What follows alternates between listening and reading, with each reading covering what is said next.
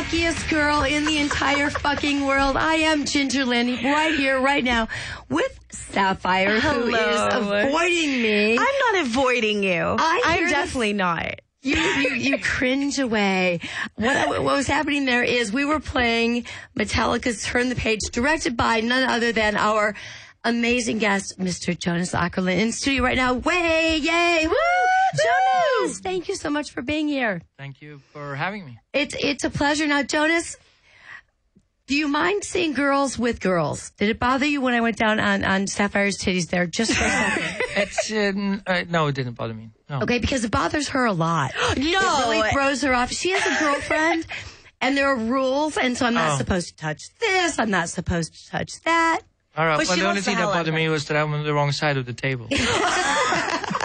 Not for long, baby. We've got lots of surprises coming up for you. Okay. So many surprises. Now, I understand a week ago Sunday, you won a Grammy. Yes. And can you tell us what the Grammy was for?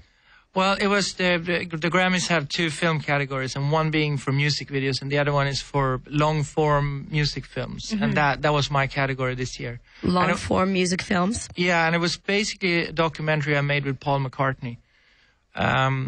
A film about the music that he grew up in, music that his dad played for him when he was a kid. Oh, that's so special. Old man talking about music. What kind of music was it? Was it music that you related to, that you enjoyed, that inspired you? Not really. No. Not really. It was a new world for me, but very inspiring and cool. I mean, it was like all this old music, like 30s and 40s music that he... Things that my grandma would have listened to, that you go, okay, I don't quite get it, but at the time. What is your favorite type of music?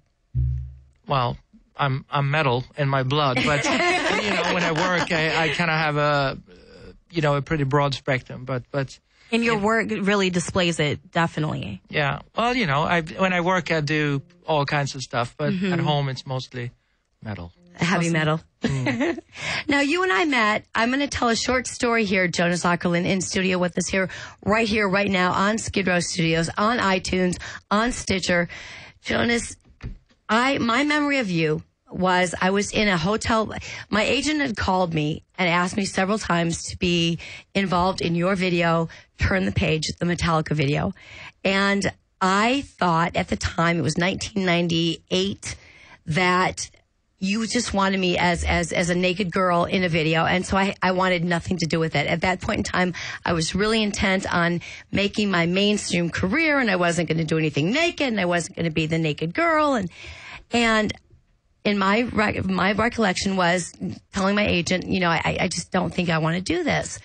I was in a hotel lobby in Waco, Texas.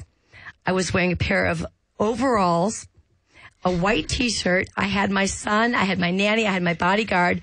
My agent called. The front desk said, "You've got a phone call."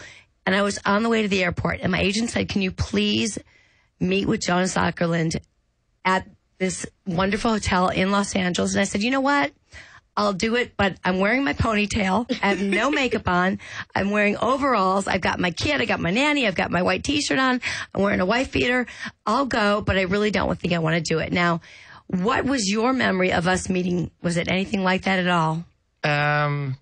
Yeah, I think so. I remember you came to see me at the hotel where I was staying, at the Chateau Marmont. That's right. Yeah, and the story, I don't know. Maybe it was you were surprised because what I wanted you for was not really being naked and just that. It was a whole story to the whole concept and the whole idea. You gave me the opportunity to do one of the projects that I am the most proud of everything I've ever done in my entire life. You directed me in Turn the Page, which is a cover of a Bob Seger song Metallica did. And I'm a huge Bob Seger fan. So when I was 17, I hitchhiked from... I was supposed to be at my grandparents' house in Florida. I hitchhiked to see Bob Seger, saw him with Molly Hatchet. It was a big deal. And to think that Metallica was going to cover the song and that I might be the bimbo, I had no interest. Now, I walked in, and I remember the story you told me. You changed my life. Nice. You really did. Oh.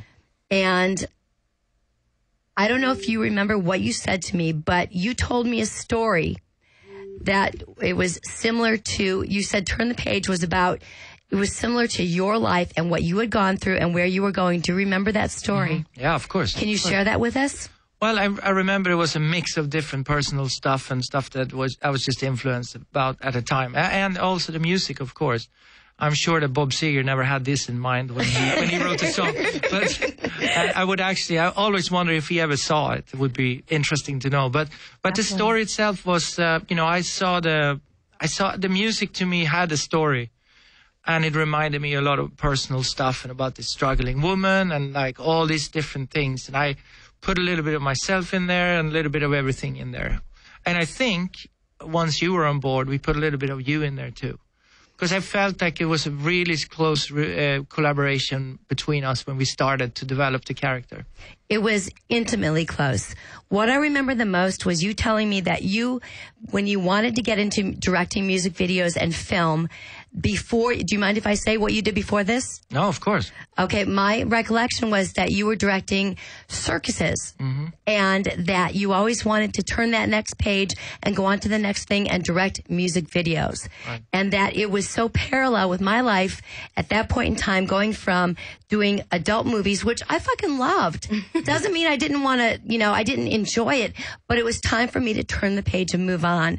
And the way you shared your story about being involved in circuses and that was what you did, but what you loved was over here. That's what I related to. And you drew me on and drew me in such an intense way that I could not have said no matter what you said. And then, do you remember what happened next? No. So I come to your hotel. We have this incredible meeting. I've got my entire entourage waiting outside. Yeah. You make me melt. I'm like, I want to do this video more than I've ever wanted to do anything in my life. I was that excited about it. And the next day, your casting director called me up and said, we're going to go in a different direction.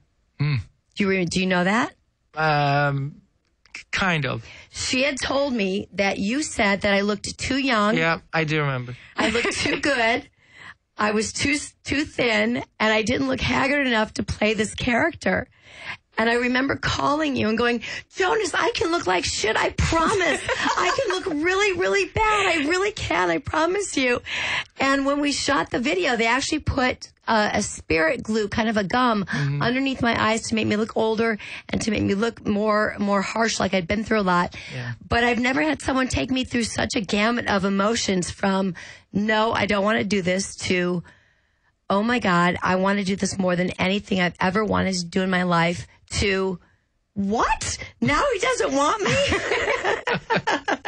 I just love your videos in general, may I just say. And it's funny because until today, Ginger never told me the other videos that you've ever directed, but looking at your rap sheet, a lot of them are my personal favorites. So it's just like, I would say direction-wise, you almost take the music videos and you really do make it your own film. And it's very hard. There's only a handful of directors out there that really do that with music videos nowadays. Right. And I feel like you brought it back, especially with one of my all-time favorites of the year so far was Beyonce's Superpower. That video. Amazing. Yeah. I mean, what was the concept behind that? I don't do that many anymore. So right now, I just pick them very carefully and do the ones where I feel like I can really add something to it. Now, to keep that whole secret, though, I mean, I know people have probably asked you this because no one knew about this project that she launched on everybody at the end of 2013. Yeah, no, it was so secret, so even I didn't even know what was going on, to be honest. It was like all these other directors making all these. I knew she was shooting other stuff, but I didn't really understand how. And I was just doing my thing. I didn't even ask any questions. It's like, I knew they had to kill me, so I didn't want to know anything. I just rather do my thing and just make that as good as I can. But thanks for saying all these things. My thing with music videos has always been to make them a little different. And keep in mind, when we worked, Ginger, it was pre-internet. You know, It was. and we managed to get those type of videos out there anyways, you know. And I believe, correct me if I'm wrong, that the video was actually banned for a while. Oh yeah, of course. Really? Everything I did was banned, but you know, but somehow I love you so much. yeah, then somehow it reached an audience anyways, you know. And so in a way, we kind of did what internet is doing now. We did way before that. You know, my video "Smack My Bitch Up" was one of the biggest Prodigy. success that year, and it was never on TV in America. But I haven't met anybody who didn't see it, and I have no idea how they did it. And I mean, today you just put it online and people see it, so which is phenomenal. Yeah. I mean, I was born around that time, and I remember not even seeing it until almost 10 years ago. You know, on the internet, on YouTube, because I loved the hell out of that song. But I heard it was never, like you said, it was never played on MTV. It was never played on VH1.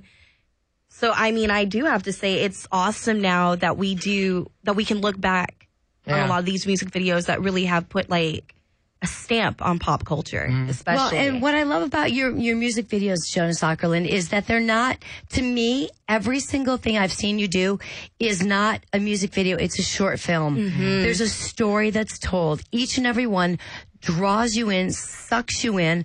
I just watched, Stevie, what did I watch today? Oh my gosh, we watched Rammstein, Pussy?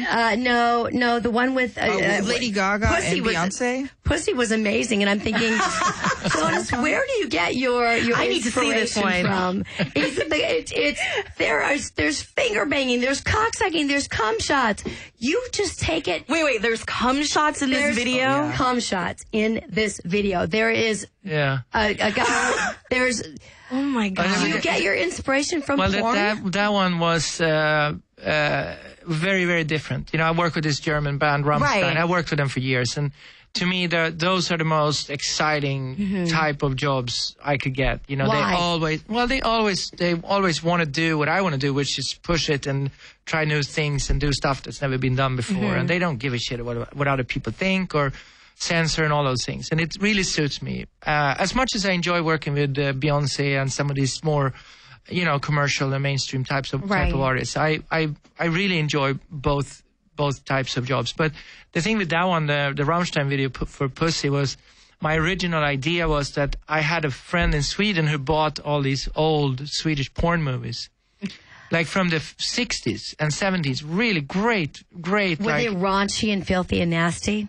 Not really. They were, you know how they look back then. It's like, you know, it was like. Well, anything European to me has always been much more of a turn on because they take it to the next level. Oh, yeah. I think they had artistic intentions, but you know, it was, I think they did, you know.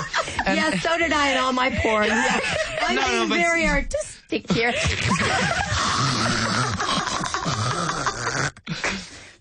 Anyway, the idea was to use these old films and use this old footage and do head replacements to put the band members into the film. Right. That was the idea.